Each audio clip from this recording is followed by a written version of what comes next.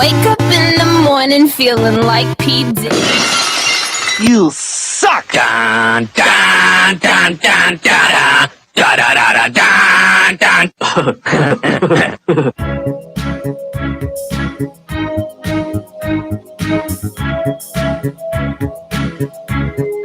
Everybody knows that the dice are loaded.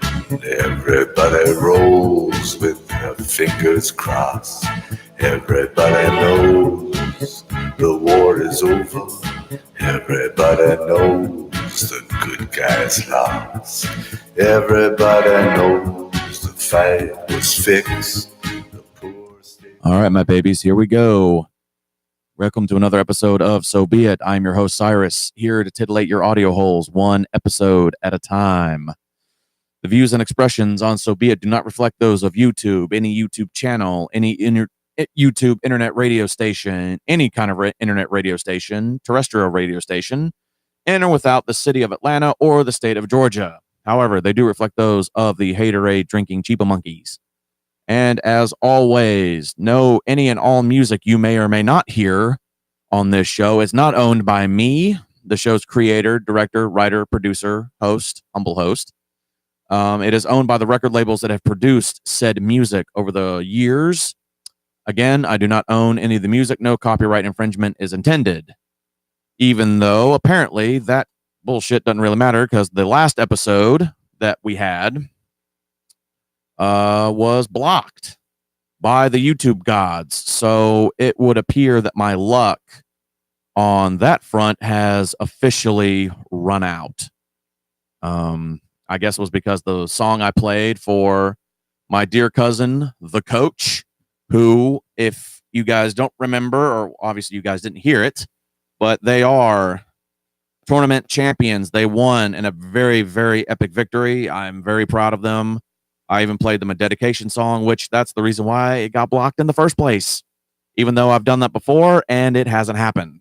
So I don't know. So I guess I should be thankful that it's the only one so far. So hopefully the YouTube gods will spare me going forward. So anyway, check the email, completely blank, absolutely nothing. So, you know, I guess I'll just switch gears and hopefully that I'll get more responses as we go along. For people, what I wanted to do tonight is have the episode be dedicated to all of you, the listeners, because, you know, in the last several weeks, I've given you my viewpoints on a lot of stuff, with, you know, some outside takes from, you know, the live chat as the show goes on.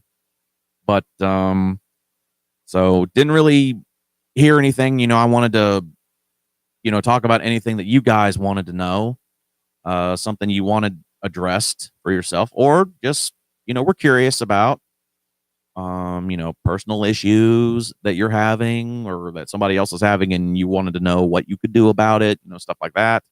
Or if you just had a question that was, you know, just you were curious about and wanted to know where I stood. So I don't know. I'll try it again. I don't know. Maybe next week, maybe the week after. I don't know. I'll give it a shot. So having said all that, I'm going to switch gears and kind of go down a little bit of the religious road. I know for a lot of people out there, it may be a very, very touchy subject. And, you know, I can understand that and I can respect that, you know, because, you know, people take it very, very, there are people out there who take it very, very seriously. My family being some of them, which of course I can count the number of people in my family on my hand who actually know I'm doing this or have an interest. But, so anyway, for those of you who didn't really know, because I don't really talk about it. I don't really broadcast it all that much, but my family was, or at least on my dad's side, Catholic. You know, the Catholicism was very strong with them. You know, my grandparents, my dad's parents.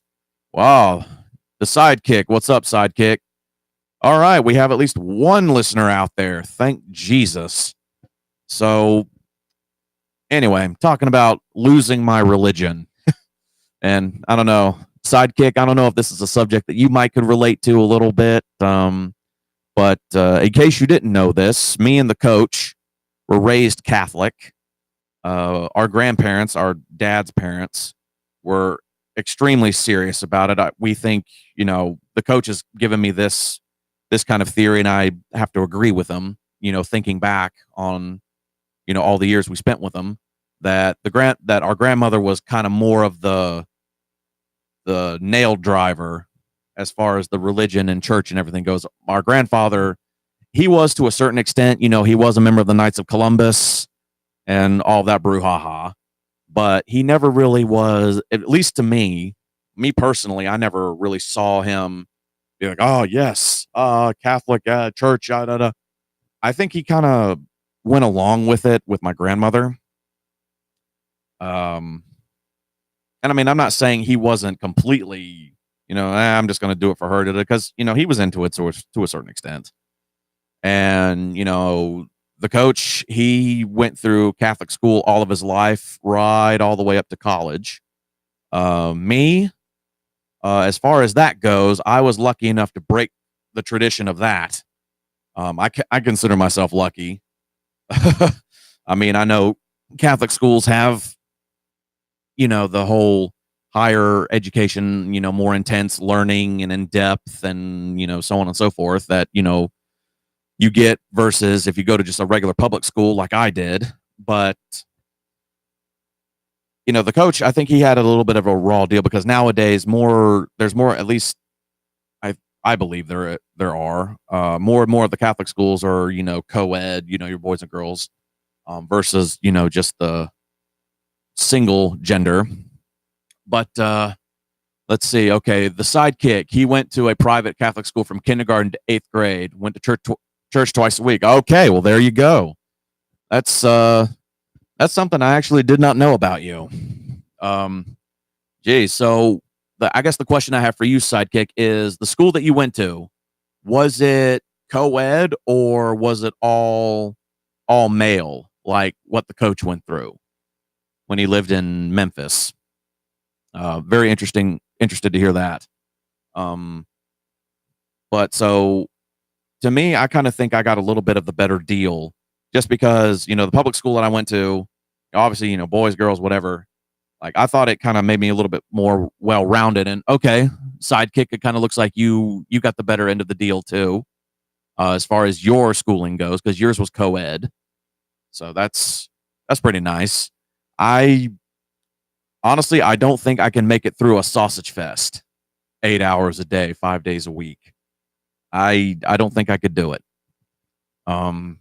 Now, granted, probably the upside to that, you'd probably get some freaking hilarious, stories that would come out of it. There was one, the coach is probably going to roll his eyes if he listens to this, because I know I'm probably missing details like crazy, but one of the absolute favorite stories that he told me from a long time ago was there was this, it was like at the end of the day, I believe, or it was during, their PE class or something. There was this kid that said something to this big girl. She was like freaking huge or something. And oh God, I feel so bad that I'm forgetting all the details, because I've heard the story at least 2 or 3 times by now. But it's been a while since I've heard it last. I think it's been probably like maybe probably 10, 11 years maybe. But anyway, I think it was a bigger kid. And no, it was a bigger kid. There wasn't a girl because, not co-ed. So, he said something to this big kid, and this big kid starts chasing him around this big ass tree. And the kid goes on this side, goes, "Oh yeah, well, I know karate." Hoo-yah! And I remember being a kid and thinking that was some of the funniest shit I've ever heard in my life. And just some of the stuff that would happen in the classrooms. Like one of their teachers that they used to give absolute hell about told him to do something. This kid would just yell from the back of the classroom, "Yeah, I do what I want." And every time a chair would get tipped over in the cafeteria, they'd all just like kind of yell at the top of their lungs, "Hey!" So, stupid shit like that. Let's see. Okay, sidekick, you're saying I don't want to say I've lost my religion after middle school, but my views are definitely different when I went to high school. Yeah, yeah, I agree. I can relate to that definitely. Um, I mean, I don't want to say I've lost my religion completely. I guess I should probably clarify that. I haven't, lost it and declared myself. No, I think it's stupid. I'm complete atheist. Yeah, da, da, da. No, I haven't done that. Um, I have I have a belief that there is something out there, controlling everything. I just don't know what. I don't know if it's a single being or if it's one of those, the universe is in control and all this other stuff. I just don't know. Too many question marks.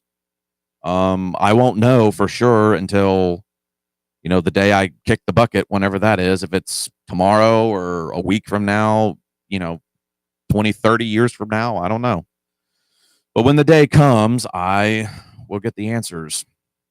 So, but, kindergarten or, elementary and middle school, I was enrolled in the churches, like the Catholic church that my parents and I went to.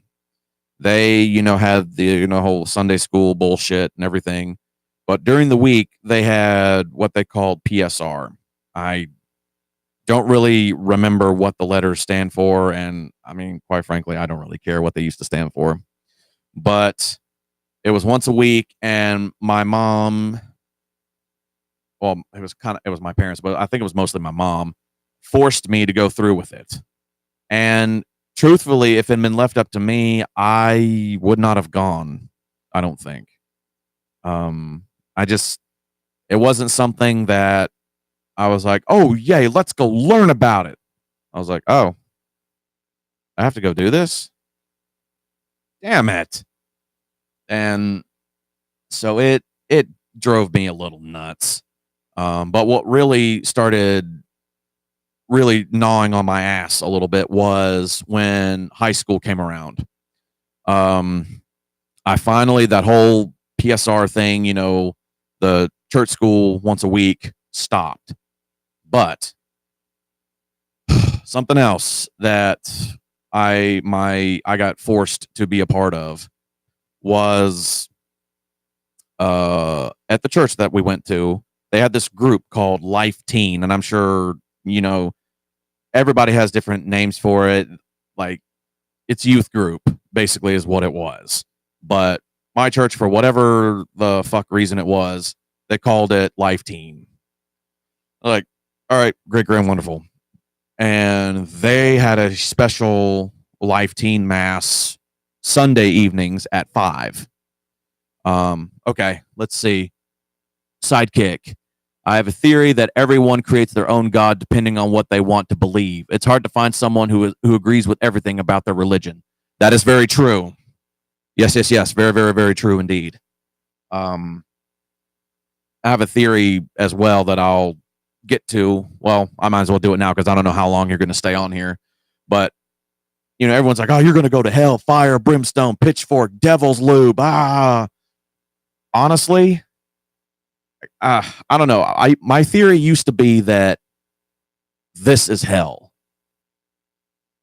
Our lives here are hell because you go through so much pain, so much heartache, so much sickness, so much death, bullshit, that this is actually hell. And whether or not how you react to it, you try to do the best you can. You don't kill anybody. You don't do any blah, blah, blah, blah, blah, blah, blah. That was your ticket out of here.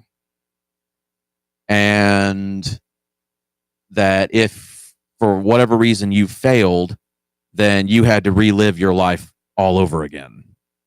But the only problem is you wouldn't know it. That's what I used to believe hell was. But my theory on that has changed rather dramatically. Or maybe not dramatically, but I believe now that hell is pretty much whatever your worst fear is. Like, I don't know, pick something stupid. Like, say for the sake of argument, you have an absolute big, deathly afraid of spiders. You are the biggest arachnophobia that is alive. Well, let's say you commit murder, you kill people or whatever, da da da da da da. Well, the day that you actually kick the bucket, whatever, like I don't know what like the setting would be. I guess it would be wherever you were comfortable, like your house or a place from your childhood or something. But except you look around and spiders are all over the place, and of course there's the big ass one that's like freaking huge. So, and you have to deal with that for eternity. I believe that is hell. Like for me, if unfortunately I were to go down below, the hell for me would be, I guess it would probably be either my grandparents' house or my parents' house. And I would be stuck there and would never see my family ever again. Like it would just be me and only me. And not seeing any of my family ever again. That would be my own personal hell. So I think it's whatever is the deepest, darkest fear that you have. And you basically live it for eternity with no end in sight. I think that is hell. But I digress. So anyway, can I get back on track a little bit? So the Life Teen thing, they had a special mass at 5 p.m. Sunday night.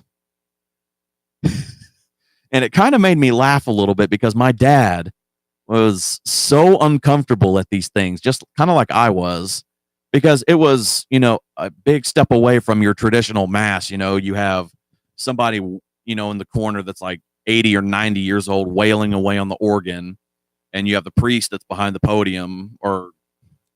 And the case of the church that we went to here, it was somebody from the congregation who sang the songs behind the podium or whatever. But I've been to a few masses where the priest has gone behind the podium, and oh God, it sounded like a gerbil stuck in a blender. Just god awful. And but the Life Teen masses were not like that. They sang these songs and people put their hands which this is something I never really understood. Singing these songs like these youth groups and praise groups and everything, they get on stage and they start singing them. They have traditional instruments, your bass guitar, electric guitar, your drums and keyboards, obviously, piano being a huge factor in it. But the part that I've never really understood was people standing there, closing their eyes and putting their hands in the air, like they just don't care. And I've never really gotten the whole thing behind that. I mean, if somebody wants to do it, by all means, go for it. I'm not going to say shit to you. Okay. I don't understand it. What is that supposed to do? Is it supposed to make you feel, better about it? Is it like your way of throwing your religious holy vibes towards, God or the universe or whoever it is that you worship? I mean, like, what the hell is that? I don't know. I never really did it. I always felt kind of, not to be vain or anything, but I always felt incredibly foolish doing that. Like I never tried it. I couldn't bring myself to do it. I'm like, well, it's not that I'm scared to do it. I just have too much self-respect for myself. I'm sorry. I do. And it just, that happened during the Life Teen Mass a lot. My dad and I would look at each other, see the people that were doing it and then look back again and have to look away real quick because we were about to bust out laughing. My mom's standing right between us going, oh my God, shut up. So, but, they had like a little live band that they would do the mass with. And it made my dad uncomfortable because, I mean, think about it. Ever since he was a kid, he was brought up in the traditional, Catholic mass. So this was obviously a huge break in routine. And probably if my grandparents were to attend or had seen one of them, they would probably look at each other going, all right, what is this? I know my grandfather wouldn't like it. He would probably think it was a huge disgrace, and to the church, and being like, this is not the setting for this. And my grandmother would probably have that extremely disapproving look on her face as well. Maybe even give them the eyebrow, which, for those of you who don't know, my grandmother was very famous for the eyebrow. Whenever that raised, you knew the shit was about to hit the fan real quick. So, the Live Teen thing, I was forced to go to that on Sundays. I never really liked it. And then after that, they would have worship until about like 7 or 8. And there was a little while there that I was forced to stay there for it. I didn't want to. I didn't want to be a part of it.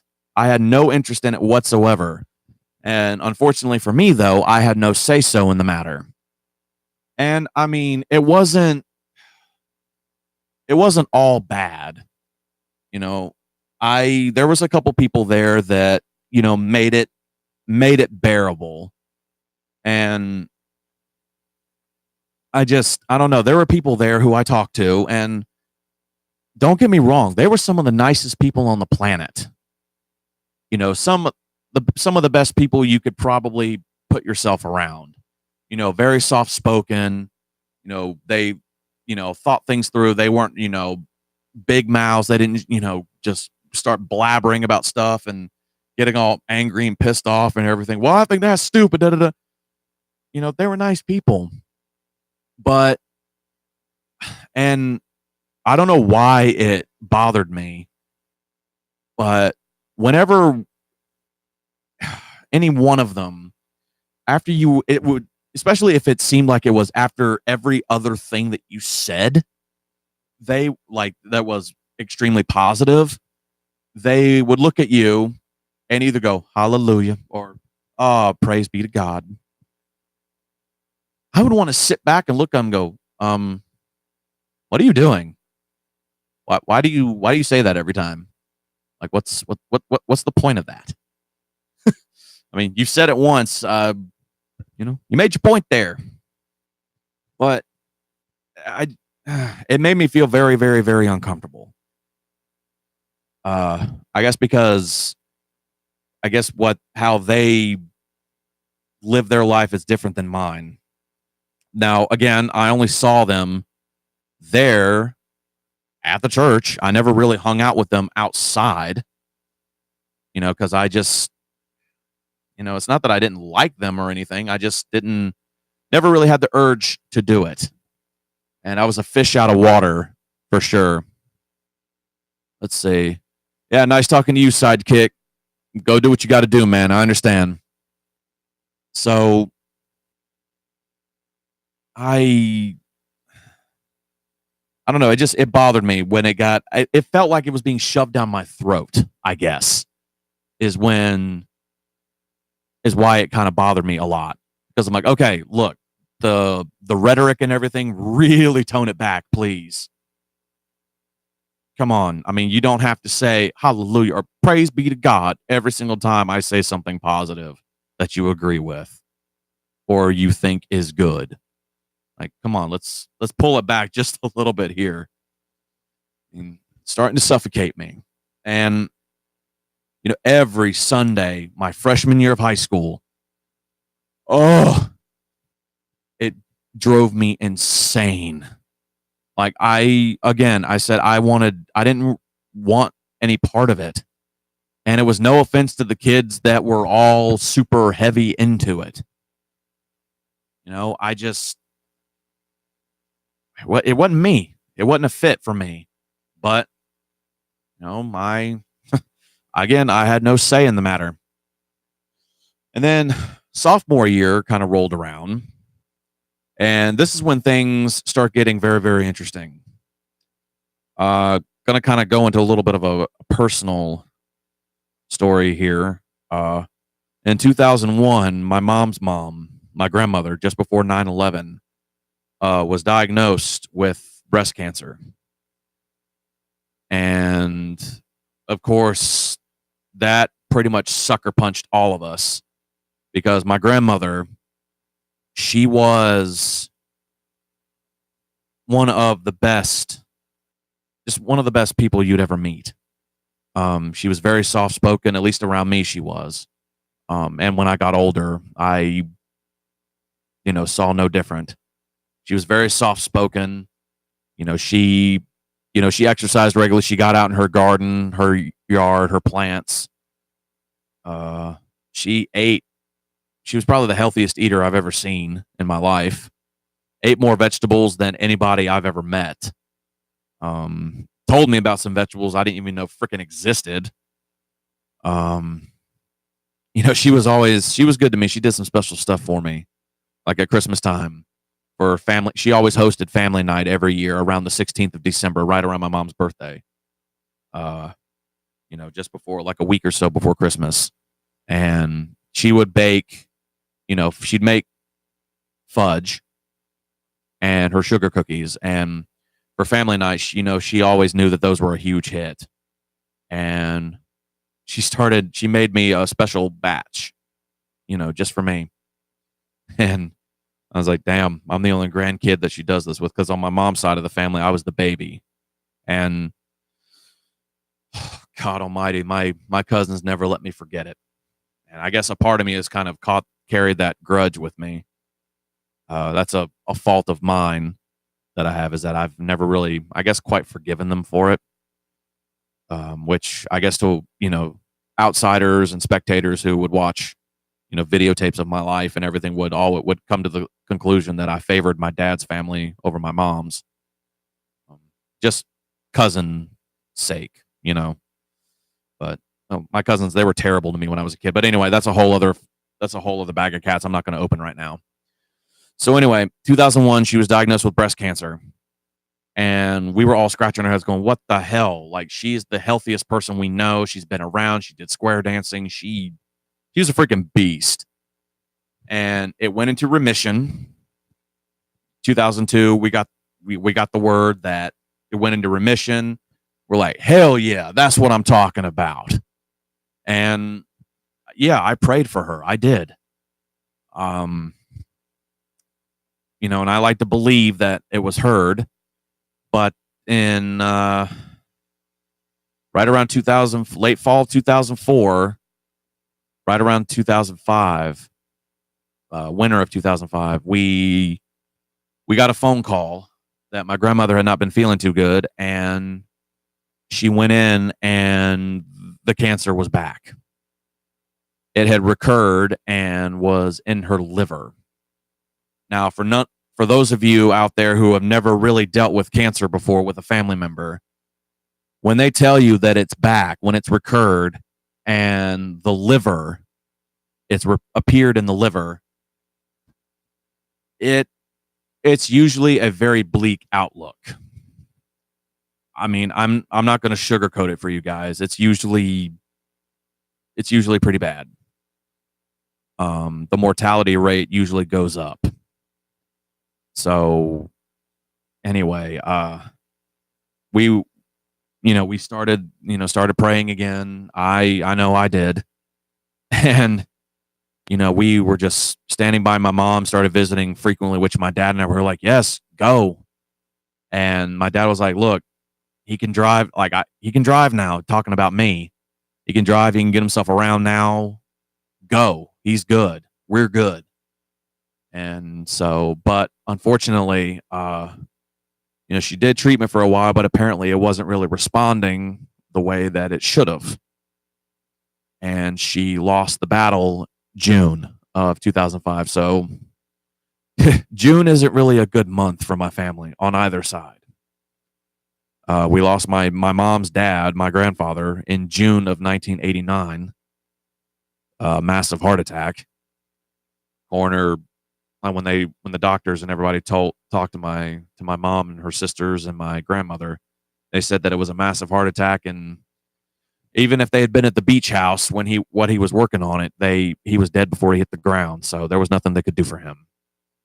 My grandmother, my mom's mom, June of 2005.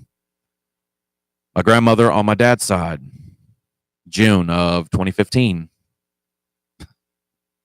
So yeah, June is not a very good month for my family.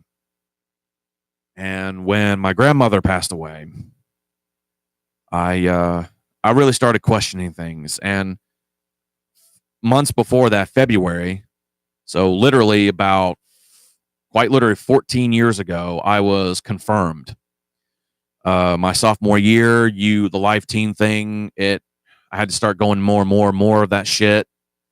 And there was a what they call a quote unquote confirmation retreat you had to go on. That was August of 2004 that I went to that. It was this, I don't even remember where it was, but it was this place about an hour, maybe 2 hours north of where I am currently. And it was this cabin kind of out in the woods a little bit, but it had an open field. So it wasn't too bad.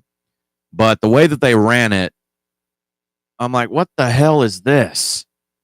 Because they would keep you up until about midnight, 1, maybe 2 in the morning, and then they would get you up at 6 or 7. And they wouldn't let you go to bed. If you were tired, they would not let you go to sleep. You had to stay up. And I'm like, what? I'm tired as hell. And I got really bad headaches because of that. And they were looking at me like, wow, they're like, Eric, are you okay? Or shit. I just name dropped. Damn it. Well, anyway. They were like, why do you look so miserable? Like, what's wrong with you? I'm like, well, I'm tired. Like, I was kept up until midnight, 1 in the morning, and then I'm getting up at like 6:30. Like, yeah, I got a really bad headache. About to split my skull in two. Like, how the hell would you be? I wanted to say that so damn bad. It's like, all right, let's think about it here. Come on, what the hell are you doing to us?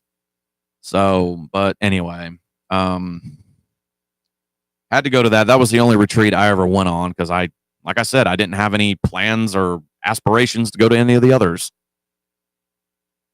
So, but that's where the fish out of water scenario that I said with the hands in the air and everything, that's where it really came into play. Because the night before we returned, the last night we were there, they set up a projector outside and they put up one of those big projector screens. I'm like, oh, okay. Are we about to like watch Passion of the Christ or something? Like, what is this? And I was thinking it was going to be some sort of, religious movie. Nope. They got the speakers and everything, and they proceeded to play all of these worship songs. The projector was to put the lyrics up for those of us who didn't know the songs, which in church I never sang anyway, so I'm not going to do it here. But I remember finding a spot that was kind of not really secluded, but just kind of away from people just a little bit. And I'm sitting up against a tree, listening to all this, and I couldn't help but wonder, why am I here? Like, never mind the fact of I'm being forced to go through all of this, but why am I here? Like, if I had it my way, I would not be here now. I would be at home doing something else, something entirely different. But here I am, and I'm looking around, and it was one of only a very, very small handful of times where I have felt so out of place and the feeling of I didn't belong there that I was kind of twitching uncomfortably. And the priest who went with us, I remember him very, very, very well. Very nice guy. I can't seem to find him on social media because he is a religious figure that I would talk to, one of two who I would talk to nowadays. But I got to know him very well, and he was brand new to our church and didn't really know anybody. I was really one of the first ones that really seriously talked to him. And he came over and we spoke for a little while, but we didn't talk about just religious Catholic stuff. Life Teen Praise God. We didn't talk about that. We talked about regular things. And that's why I felt the connection with him and why I'm like, all right, I will talk and hang out with this guy. I'm like, okay, this is a little better. This is going to get me through this, I think. And, we probably talked about 30, 45 minutes straight. I don't remember what about, but I know it wasn't religious talk. And then he got up to kind of meander and walk around. And the presentation or the little ceremony, whatever the hell you want to call it, got to a point where they were like silent, what they called silent worship. I'm like, great, now what? Well, they played this music, worship music, but it was just instrumental, and they turned it low. And they would not stop talking. Like I don't know who this guy was, but they got this fruitcake from God only knows where. And he's holding the microphone like he has a gun to his head and he's begging for his life. His eyes are closed. He's going, just let the power of the Holy Spirit take over you. And he was swaying back and forth from left to right as he did this. Let the power of the Holy Spirit come over you. Let it wash over you. Let it take all your worries away. And I remember just listening to this guy like, okay, this sounds like like one of those hillbilly like activist extremist types. And if I'd known about this movie, then, well, at that point the movie hadn't been made yet, but there was a documentary that I was shown a long time ago, and it's one of my favorites just because of how alarming and hilarious it is at the same time. It's called Jesus Camp. And when it was made and released back in 2005, 2006, which I consider that decade the decade of documentaries, because they came out with some freaking awesome ones. This one sparked a whole shit ton of controversy. So far to the point to where the Jesus Camp where this actually takes place was shut down because of the threats of violence and burning it to the ground. And if any of you ever watch it, you'll understand why. I'm not going to go into it because it would take me all night to do it. But this guy reminded me of one of them. But as he's doing this, like I said, he wouldn't shut up. And he goes, just reach out and pray to the Holy Spirit. Pray to Jesus. Let him know you're here. He's listening. I'm like, all right, Barnaby, you just stay up there and, don't come bother me. Because a part of me kind of got afraid for a second that he was going to start walking around and, putting the microphone to people and being like, what are you praying to now? To the Holy Spirit. Be like, please don't do that. But finally, for like maybe a 5 or 10 minute period, he actually put the microphone down. I'm like, okay, good. Now just walk in the woods and disappear. But, of course that didn't happen. But I happened to look around, and a lot of the kids that were around me were sobbing. And that was something else that I never really understood. And I mean, to be fair, I never really took the time to understand it. But at the same damn time, like, why? It's like me turning into George Lopez. Hey, Caprona, why are you crying? There one kid who he got on my nerves big time, and his sister actually had the largest like crush on me, and she was very, very attracted to me. I don't know why. And I mean, she actually grew up to be, kind of a nice looker, and like her and I actually kind of got together for a while. I don't really remember why I broke it off. Probably had something to do with the whole Life Teen thing. She was just so gung ho about it, and I'm like, yeah, I'm just gonna go on like online and watch Celebrity Deathmatch, something.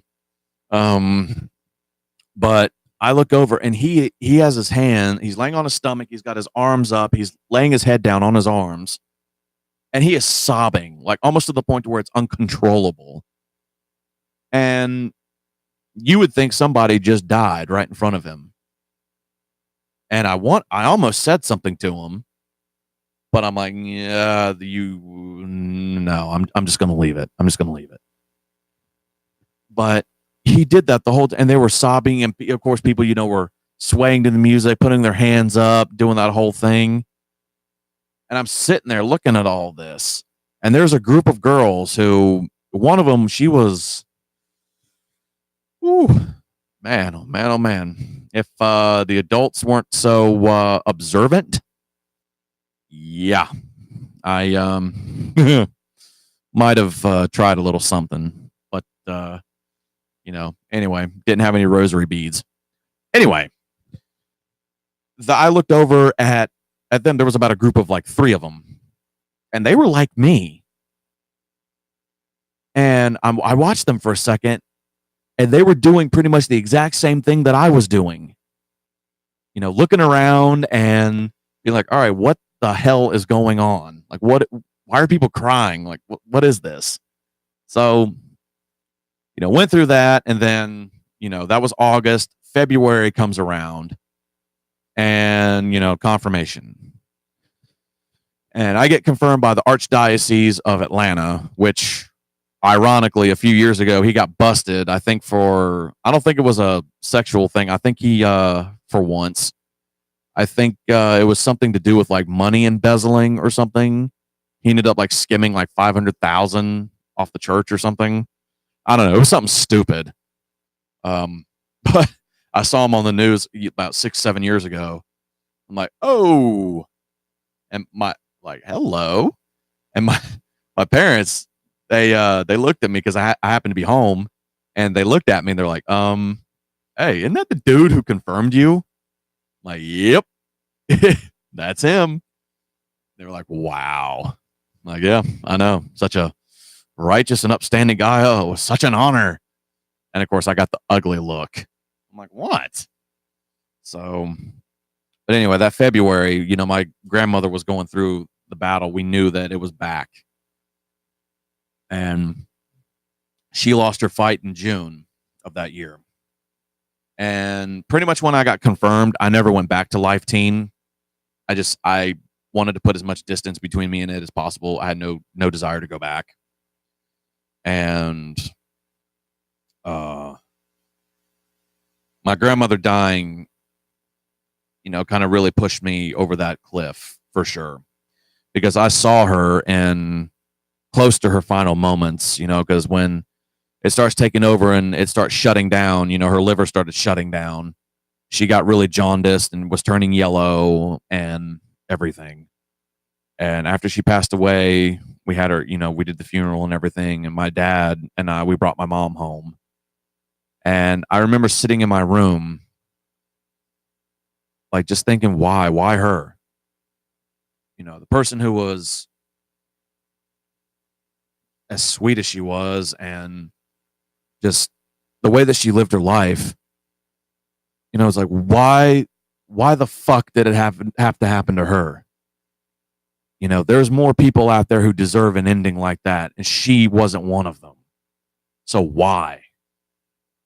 And at the time, the person that my sister was married to, hubby number 2, he's a rather big Bible thumper himself. He's not Catholic, but I don't know what the hell you'd call him, like Southern Baptist or something, Methodist. I don't know.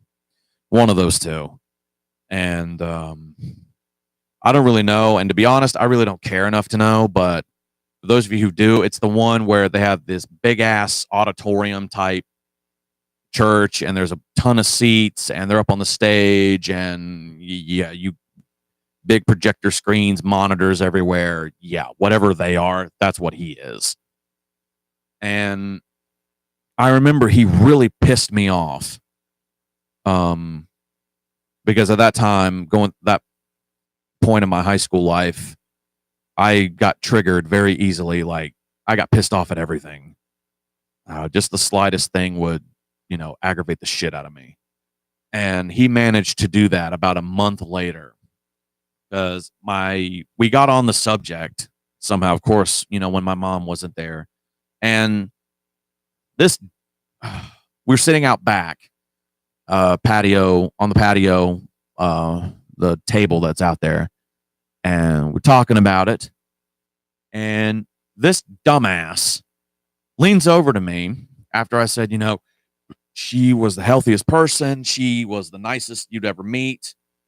She did so much and helped so much. She didn't deserve this. So why the hell was it her?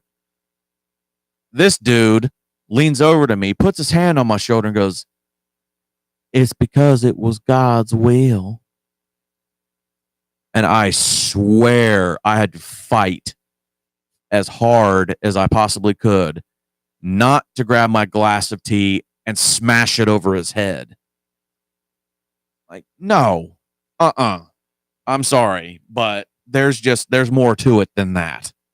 You don't just go, "Well, it's because it was God's will." I'm like, okay, so he planned that when he shaped her, he said, "Okay, you're going to be born here. You're going to go through your life. One of your daughters is only going to make it to 3 years old before she's going to come back to me, because she's going to get Lyme disease and nobody's going to know what it is until several decades later. And she's going to get breast cancer. It's going to disappear, but then it's going to come back. I think 69 is going to be good." Really? Don't tell me that. Because if you want a very, very quick way to dismiss me, or have me dismiss you and just walk away and not take you seriously, well then, yeah, by all means, say that to me. But no, there has to be more to it than that. There has to be. And I just, anyway, that's when it really did it for me. It was, when that happened to my grandmother, when she left us, when she was taken from us. Because she had at least another 20, maybe 30 years left in her. Absolutely. And so I really started questioning things then. My dad did as well. He, like, the need to go to church just completely evaporated along with me. And my mom, I believe, for the longest time was the same way, which, when the very unfortunate day comes when my parents are no longer with me, I know that's the way I'm going to be. I mean, I know they wouldn't want me to, but it's how I'm programmed. And it's me. But what really didn't help was when the coach and I's grandfather passed away back in 2013, November, just a few weeks before Thanksgiving. 2, actually. And he didn't deserve it either. I mean, he had gone through some things within the last, month and then some change that broke his heart. But it was stuff that he had no choice to do. But again, because of the strength that he had, he did it because he knew it was best. Even though it would destroy him to do it, he still did it. And like I said, he was a great man. He was a World War II veteran. He was in the South Pacific. He saw the Enola Gay right before it made its bomb run to Hiroshima. And, he took very great care of my grandmother, Coach and I's grandmother, especially when she got sick and Alzheimer's took over and started taking her from us. The patience on this man was something that I had never seen before. And it surprised me only because of the stories I'd heard, because in his younger days, he didn't have patience for hardly anything. I mean, if he had to repeat himself multiple times and just stuff like that, his tolerance was very, very low. But I agree with other members of the family that have said having grandkids mellowed him out. I can believe that, because I think it happened with us.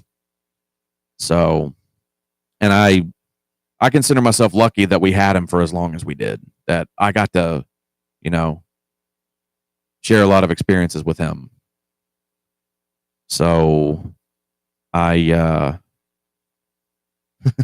didn't really help matters when he went the way that he did, because beginning of October, he collapsed and was taken to the hospital, and come to find out, he got, I don't really remember why he collapsed. I know he fell out. They took him to the hospital, and while he was there, his gallbladder got infected, and it ended up poisoning his bloodstream. And within a month, he was gone, when a month before he had been fine. So he went into the hospital, and he never came out. He had great doctors up there in the west suburb of St. Louis, and at the Catholic hospital, which, yes, that is a thing. I'm sure all of you know that, but for the select few who don't, now you do. He, again, Knights of Columbus, he, donated to the church. As far as I know, he donated quite a bit. And he was a phenomenal business guy. Very, very loved, very respected. And within a month, he was taken. And that was something else that didn't sit too well with me, was how? Like, are you fucking kidding me? Like, that makes no damn sense whatsoever. I mean, he lived a long life. He made it to his late 80s. So I'm glad he had that. But, it was the way that he was taken. Like, come on. But, at least, again, we got to say goodbye. That was that was rough. As you can't tell, if you can't tell, it, kind of still messes me up a little bit talking about it. But I'm like, you know what? I've had enough. And since my grandmother was taken 2 years later, June of 2015, and since her funeral, I have not stepped foot inside of a church. I have not. And it's not because, the grief, I don't want to, no. It's because I feel you can be religious without going to church. You don't need church to be religious. And I mean, I'm not a really super religious dude.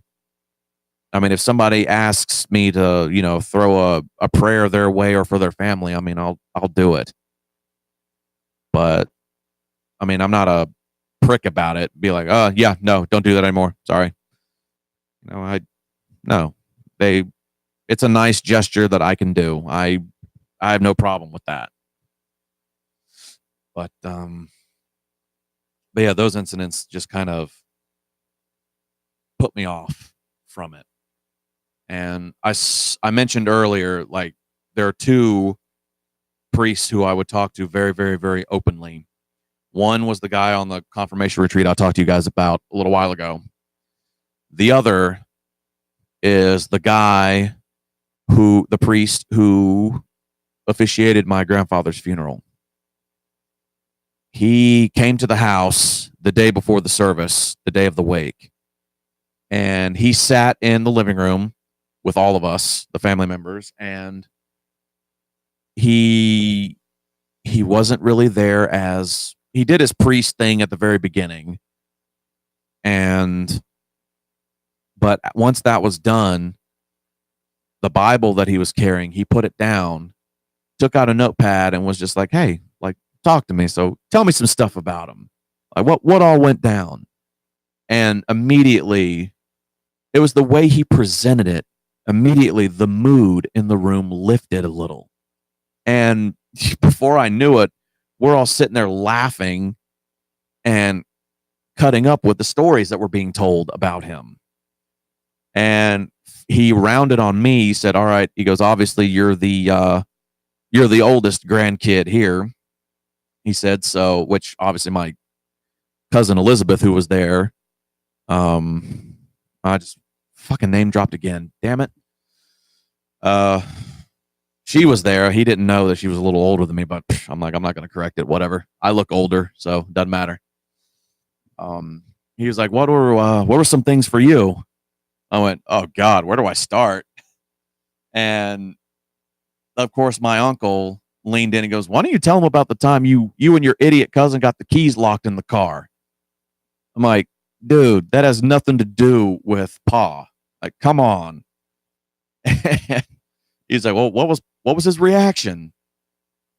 I'm like, he just rolled his eyes and was like, oh, good grief. And I said, the one that really got him was the voicemails on his answering machine I left him. And I remember the priest looking at me going, the what? He goes, you got to tell me about this. And I told him about the flea wars of 2008 that I spoke to you guys about a few nights ago. And he was laughing. He's like, oh, wow. Because, I did the voices for him, too. I didn't care. And I got done, and I was like, Dad, what was it Pa said to you after you played them all? He said, well, he just stood there for a second, and then after a while, he just shook his head, looked at me, and goes, oh, your son. It's like, yeah, because I'm the only one who could do it. And the priest got a kick out of it. And, he was done. He took a lot of notes, and he talked to us like a human being, though. He didn't talk to us like a priest. And when he left, it was like, like we just got done talking about like having a fun party with a neighbor. And we had the service the next day. And, being a pallbearer, that was interesting in and of itself. I've been a pallbearer at funerals more times than I care to admit. It's an honor to be considered for it, but at the same time, it's rough. But we get in and the service starts, and this priest did so good. He didn't, there was a few readings from, the book, the good books and everything like that. But outside of them, he presented my grandfather in a way that was worthy of him. The picture that he painted, he went through a lot of the stories that we told, and he wove it so well. I'm like, man, I like this guy. And he mentioned he didn't go through the whole thing, but he mentioned and referenced the voicemails, and I couldn't help but start laughing. Because I'm like, yeah, if he was here right now and could do it, he would smack me in the back of the head and go, yeah, you freaking moron. But yeah, he did so good. So he is only one of two priests that I would openly speak to. The one who did my grandmother's funeral 2 years later, for those of you who may be wondering, that jackass, I got so pissed off because that was not a service that was worthy of my grandmother. He didn't come to the house to talk to us. He was this like really chubby dude who looked like he just got done with college. And we go in for the service. Like none of us had met him. Like I said, he didn't come to the house to talk to us, get to know her or anything about her. A few things were scribbled down, but it was like a regular mass. And at one point he made some really lame ass attempt at comparing the relationship that my grandparents had to like a relationship with like Christ and bread and wine. I'm looking, I'm like, what is this? You're comparing them to bread, wine, and Jesus? Hey, get the fuck out of here. Like, that's what I thought. I mean, it may be, vulgar and, distasteful, but that's how I thought. Like, what is this guy doing? He's butchering this. My cousins and I could have gotten up there and done a way better job. But he went through all this, and it was literally like a regular mass. And if it wasn't for my grandmother, I probably would have walked out. Been like, give me the car keys. I've had enough of this. It sucked. I'm not gonna lie. I mean, funerals suck in general, but this was just insane to me. And we got done, and I'm sitting there at a table, just fuming, trying really, really, really hard to put on a good face and just be pleasant. But my parents walked over to me. They're like, "Are you all right?" I said, "Actually, no, I'm not." I said, "No, I'm not." And they asked me why. And I told them, I said, "Look, I will tell you later." I said, "I don't want to get into it right now. It'll make me too angry. I just, no, trust me, no." And my dad looked at me and was like, "Well, come on, say, like, what? Like, you can say it." And right around that point, the coach was actually over talking to somebody else as all this was going on. And the priest had actually who just did this god awful service, came in and was walking around, and he was like maybe 5-10 feet away from me. So I said it loud enough to where I know he heard me. And I said, "Well, no, I'm not all right." I said, "To be quite honest," I said, that service we just had was absolutely terrible. I said, "Nan deserved a way, way better send-off than what she got here today." I said, "She deserved the same one that Pa got 2 years ago. She deserves that. That is what she needed." I said, no. This was just a mass service. I go, "It's absolute bull and it's pathetic."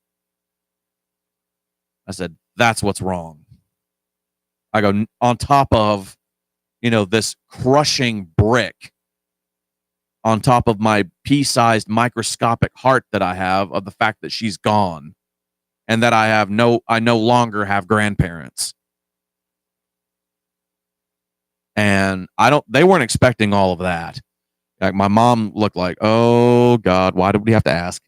And my dad just looked at me, but he looked like he was getting mad at the fact that I was saying all this stuff, especially with the priest so close by. But for a moment, I think there was mutual feeling and understanding between the two of us. Like, I could see it in his eyes that if he could say it right then and there, he would have looked at me and been like, "Well, you're not entirely wrong." Because it was bullshit. It really was. I hated it. And so I'm like, all right, that's it. Like, no, if I find my way back, I'll find my way back. But until then, I'm not setting foot inside. I'm sorry. And it was a flustercluck. That's the best way I could think to describe it. Flustercluck. So, my religious views have pretty much diminished. I don't go around going, "Well, have you heard the good news there, brother?" No. I mean, I'm nice to people who do that to me just because I'm like, I don't like to be a very standoffish, confrontational person but I'll be like, hey, hi, how are you? Whatever, so on and so forth. And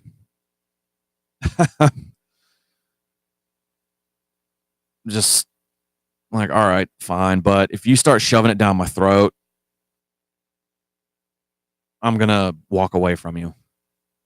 But the whole thing just really, a lot of things have happened. And I've had people come up to me, be like, well, don't let this one thing deter your view from God. Like, it's not one thing. I go, it's all of them combined that makes me have way, way more questions.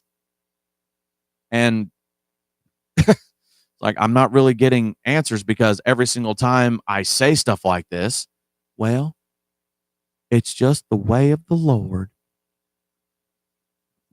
I'm like, that's it. Nope. Conversation's over. Bye. Because that's like taking the cheap way out. You can ask this really in-depth, heartfelt question that you want answers to. And it's just because they don't know. So they have to, for appearance's sake, well, it's just God's will then, brother. It drives me insane. And it is one of the humongous pet peeves that I have. So, with people, I don't really broach the subject of religion anymore. Especially if I know them to give me an answer like that. I'm just like, nope, not going to do it with you. And they've actually gotten a little offended and upset and asked me why. I said, yeah, I go, just because I don't want to. And I'll walk away from them. So, my religious side has diminished greatly. And I haven't really felt a sense or an urge to return at all.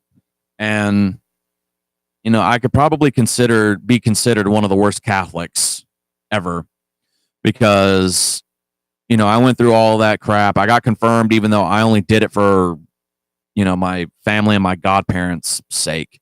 I didn't do it for me.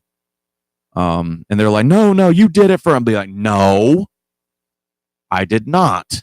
I did it for you because this is what you wanted me to do. And quite frankly, you didn't give me an option. So I don't have the necessity or the feel to, be like, oh, I need to go to church. I need to hear the word. And, I could also be considered one of the worst Catholics because, I did all that whole confirmation, PSR, life teen stuff. And yet I haven't read the Bible once. And I don't really remember too much about, I remember some things, about Catholicism and everything, but I don't remember very much at all. So, I never really took an interest to it. I never really paid attention as much as, some people would have wanted me to. But, I don't. And, my cousin, he has an edge over me big time with that because, he went to Catholic school, so he had it drilled in his brain pretty much, a lot of his life. So no way he's going to forget that anytime soon. So anyway, that's kind of me about losing my religion. I don't know if you can say I've actually lost it yet, but I just don't really identify with it too much. And I don't know if I ever will or not. You could ask me, oh, do you think you'll ever go back? Or do you think you'll da-da-da? I don't know. Literally the only answer I can give you is, I don't know. We'll see. But anyway, that's gonna do it for me tonight, kiddos. Anyway, hope you guys enjoyed this episode. So I will talk to you guys Monday, hopefully. As long as everything remains copacetic and I have no technical issues, I will see you guys or talk to you guys Monday evening.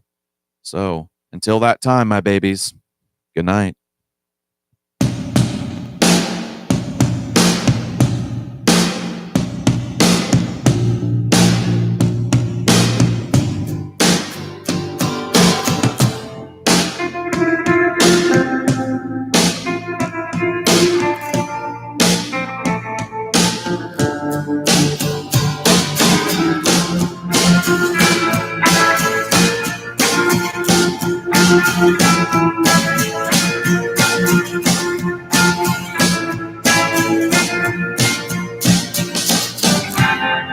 Cease to resist, giving my goodbye.